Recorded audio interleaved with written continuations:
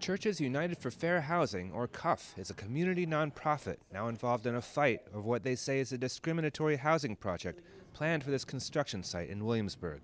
It's in an area known as the Broadway Triangle. One of CUFFH's member churches is Sacred Heart in Fort Greene. Sacred Heart Parish lies a stone's throw away from the Broadway Triangle, and lack of affordable housing is a major concern of the largely Latino community here. I caught up with Sacred Heart pastor, Father Robert Vitalion, while he was working in this Bushwick immigration practice. He says he works very closely with CUFFH. Well, they have an office in my rectory, okay, in the basement, okay, and they're there one night a week.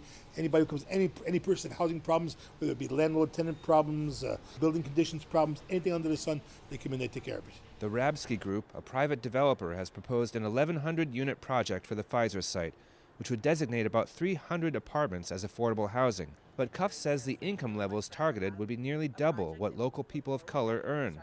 Father Vitalion also points out that the room sizes are too large for members of his parish. A few of my families would need a 3-bedroom apartment, but none need 4 or 5 bedroom, and a lot of these are going to be 4 and 5 bedroom because it's to accommodate a different group.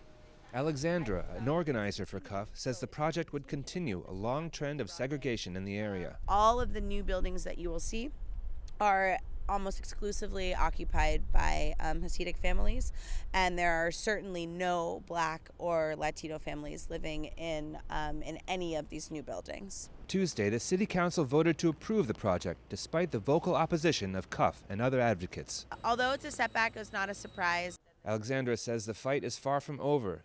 In 2009, CUFFH, as part of the Broadway Triangle Community Coalition, successfully sued the city to block a similar housing project 8 blocks away. So just like we litigated in 2009 to stop a segregated housing development, we'll move forward in litigating to make sure that this project doesn't move forward in its current form. Thank God we live in a constitutional democracy, okay? And the courts have the ultimate say. So it appears that this housing battle is headed to court. In Williamsburg, Konrad Aderer, Currents News.